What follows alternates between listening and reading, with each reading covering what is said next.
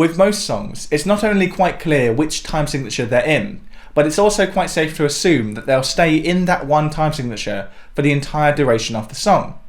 But sometimes you find songs that change time signature so often that they actually start to make the entire concept of a time signature redundant. And a great example of this is Good Morning, Good Morning by the Beatles. Good Morning, released on the Beatles' classic 1967 album Sgt. Pepper's Lonely Hearts Club Band, not only switches between different time signatures, but it's not even that clear which time signatures it's switching between. The song begins pretty plainly, with the intro establishing a predictable 4/4 time.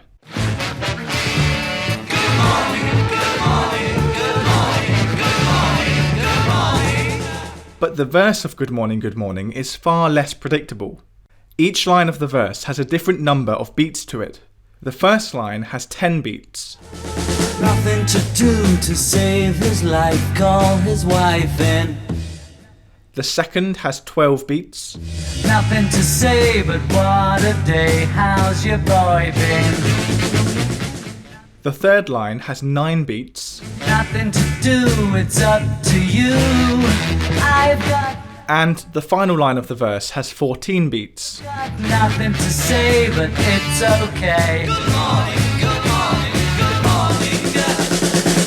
But how to group those beats into bars isn't very clear. At the very least, we could just simply write it out as a bar of 10/4, a bar of 12/4, a bar of 9/4, and a bar of 14/4. But although that does accommodate all of the beats of the music, it kind of misses the point of what a time signature is for. When we transcribe a piece of music into sheet music, we use time signatures to break the music up into digestible bars, to group the beats together so the performer has a better idea of how the music should be structured and how it should be accented, where the strong and weak beats will be. So we usually choose time signatures that reflect the song's natural pulse to best demonstrate where the strong and weak beats are. But with a piece of music like Good Morning, it's not actually very obvious which time signatures we should be using. Each different transcription I found of Good Morning chooses a different way to group these beats into time signatures. In fact, on this transcription, they've even made a glaring mistake where they've put 4 beats into a bar that is supposedly meant to only have 2. The thing is, with a song like Good Morning, there's not really one optimum way to group the beats into bars, one optimum time signature or time signatures. Instead, there's a few different options that do a fairly good job of representing how this song should be played. What often defines a time signature is where the strong and weak beats fall.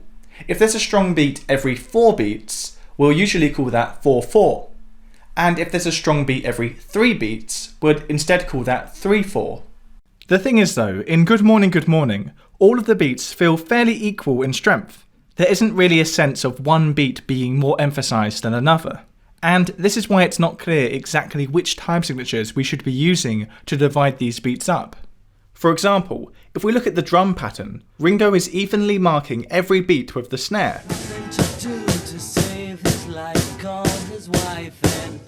Nothing to say, but Now, quite often in rock and pop music, the placement of the snare, i.e. which beat the snare falls on, would help to dictate the time signature of the song. For example, if I replace Ringo's drumming with this typical backbeat drum pattern, the song will start to sound like it's in 4/4. nothing to say, but what a day, how's your boy been? Similarly, the guitar part in Good Morning avoids emphasising any particular beat, generally just playing staccato chord stabs on every single beat. Save his life, call his wife in. Nothing to say, but what a day, how's your boy been? The only real element of this song that does give certain beats more weight than others is where the chords change. The beat on which a chord changes naturally sounds accented, and particularly if that chord change happens on the on beat, like these do, it makes that beat feel like the start of a new bar. It makes it sound like the downbeat. So with that in mind, these are the time signatures that I think best describe the rhythm of Good Morning.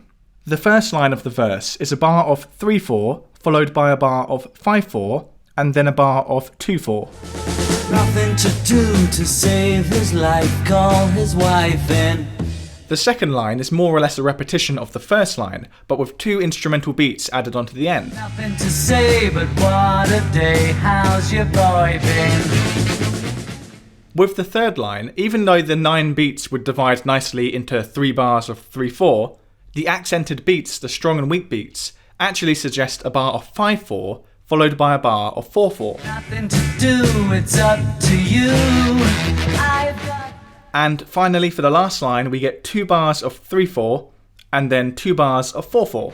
nothing to say, but it's okay. Good morning, good morning, good morning, girl. Now, what I find most intriguing about this song is despite all of these time signature changes, the song doesn't actually sound that disjointed or jarring. In fact, I didn't really ever realise that this song had so many meter changes in it until I came to look at the sheet music.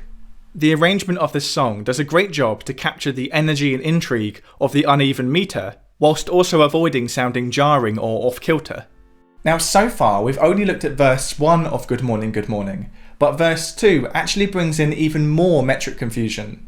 Verse 2 starts out the same as verse 1, but at this point, the timing shifts, this time to 12/8 time. Heading for home, you start to roam, then you're in town. Everybody knows there's nothing doing. Now, unlike the time signature changes we've had so far in this song, this change in meter is far more obvious and pronounced. This is because this meter change is a change from what's called simple time to compound time. Up until this point, the entire song has been in what's called simple time. Simple time is when each beat of the bar divides down into 2 equal parts.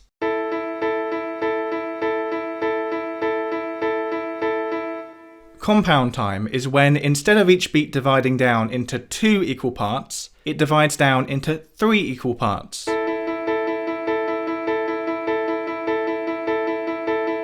Like I said, all of the time signatures we've had so far in this song have all been simple time signatures. And one of the ways we can tell this is that the bottom number has been 4. But this new section is in 12/8, and 12/8, like many time signatures with an 8 on the bottom, is a compound time signature. 12/8 actually has 4 strong beats in a bar, but unlike 4/4, which has 4 quarter notes in a bar, 12/8 has 4 dotted quarter notes in a bar, each dividing down into 3 eighth notes. So even though 12/8 and 4/4 sound like they should be very different time signatures, they're actually very similar. They both have 4 beats in a bar, the only difference is how many beats those divide down into. And the result is that 12/8 sounds like a shuffled or a swung 4/4. We can hear this in Ringo's drum pattern. In the 12/8 section of Good Morning, Good Morning, Ringo's marking the strong beats of the bar with the kick and the snare, and then on the hi-hat, he's playing 3 eighth notes for each of these strong beats. Everybody knows there's nothing doing, everything is closed, it's like a ruin, everyone you see is half asleep. So whereas all of the time signature changes we had so far in this song were just different numbers of beats in a bar, this change from simple to compound time is a shift not in how many beats are in the bar, but how we divide those beats down, how we group them together to get a different feel. Now, in practice, because this song isn't completely in compound time and instead switches from simple time to compound time, it can actually be easier to transcribe this section as 4/4 but with triplets on every beat, because after all, 4/4 with triplets on every beat is exactly the same as 12/8.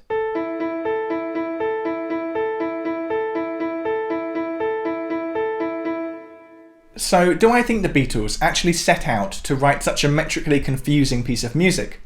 Well, no. I think, as is the case with most of the Beatles songs, they allowed the melody and chords to flow just the way they heard them in their head, and they naturally wound up with this metrically manic piece of music.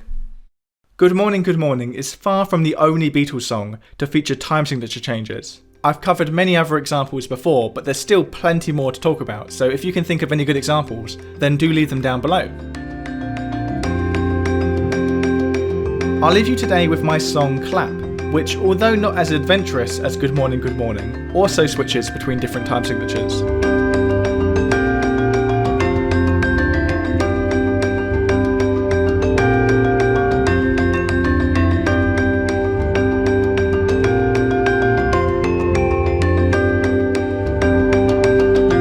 listen to the full track on Spotify or download it at Bandcamp. Thanks very much.